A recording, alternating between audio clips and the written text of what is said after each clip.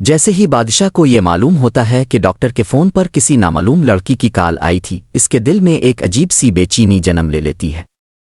اس کی سوچیں منتشر ہونے لگتی ہیں اور وہ بار بار یہی سوچتا ہے کہ آخر یہ لڑکی کون ہو سکتی ہے اور ڈاکٹر اس سے کیا چھپا رہا ہے۔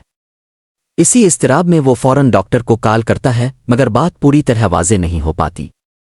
اس کے بعد وہ ڈاکٹر کے دوسرے نمبر پر کال کرتا ہے اور قدرے سخت لہجے میں پوچھتا ہے کہ آخر وہ لڑکی کون تھی۔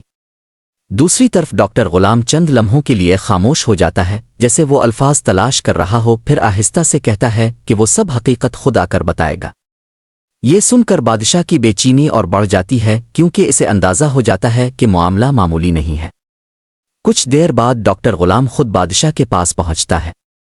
اس کے چہرے پر سنجیدگی اور آنکھوں میں ایک عجیب سی اداسی ہوتی ہے۔ وہ بیٹھتے ہی بغیر کسی تمہید کے کہتا ہے کہ اسے ایک لڑکی سے محبت ہو گئی ہے، ایسی محبت جو اس کی زندگی کا رخ بدل سکتی ہے۔ وہ مزید کہتا ہے کہ اسے محسوس ہو رہا ہے کہ اس محبت کی وجہ سے شاید وہ دونوں بھائی جلد ہی ایک دوسرے سے جدا ہو جائیں گے۔ یہ الفاظ سن کر بادشاہ کے دل پر جیسے ایک اور چوٹ لگتی ہے۔ وہ پہلے ہی اس نامعلوم لڑکی کے خیال سے پریشان تھا اور اب غلام کی باتیں اسے مزید توڑ دیتی ہے۔ وہ بے بسی کے عالم میں کہتا ہے کہ ایک طرف اسے وہ لڑکی نہیں مل رہی جس کے بارے میں وہ سوچ رہا ہے، اور دوسری طرف غلام ایسی باتیں کر رہا ہے جو اس کے دل کو مزید زخمی کر رہی ہے۔ غلام اسے سمجھانے کی کوشش کرتا ہے اور کہتا ہے کہ محبت ایک ایسا جذبہ ہے جو انسان کو اندھا کر دیتا ہے، اسے صحیح اور غلط کی تمیز بھی کم ہو جاتی ہے۔ وہ اعتراف کرتا ہے کہ وہ اس لڑکی سے بے حد محبت کرنے لگا ہے اور اسے یقین ہے کہ یہی محبت ان دونوں بھائیوں کے درمیان فاصلے پیدا کرے گی۔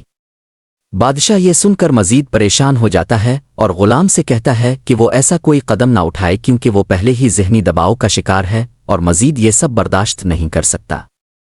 اسی دوران کہانی کا رخ دوسری طرف مڑتا ہے، جہاں غلام سودری سے ملتا ہے۔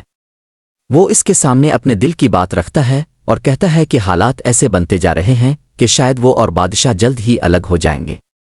وہ یہ بھی خدشہ ظاہر کرتا ہے کہ کہیں ان کی یہ محبت ان کے گھروں کے درمیان ایک بڑی لڑائی کی وجہ نہ بن جائے۔ سودری، جو خود بھی غلام سے محبت کرتی ہے، اسے تسلی دیتی ہے اور بڑے اعتماد کے ساتھ کہتی ہے کہ جب دو لوگ ایک دوسرے سے سچی محبت کرتے ہوں تو انہیں ڈرنے کی ضرورت نہیں ہوتی۔ وہ غلام کو یاد دلاتی ہے کہ اس نے اس سے محبت کی ہے اور اس نے بھی اسی شدت سے اسے چاہا ہے، اس لیے وہ اتنا خوفزدہ کیوں ہو رہا ہے؟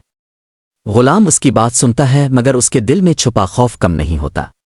وہ کہتا ہے کہ اسے ڈر ہے کہیں یہ محبت ایک ایسی جنگ میں نہ بدل جائے جس میں سب کچھ تباہ ہو جائے، یہاں تک کہ دونوں بھائی بھی ایک دوسرے کے خلاف کھڑے ہو جائیں۔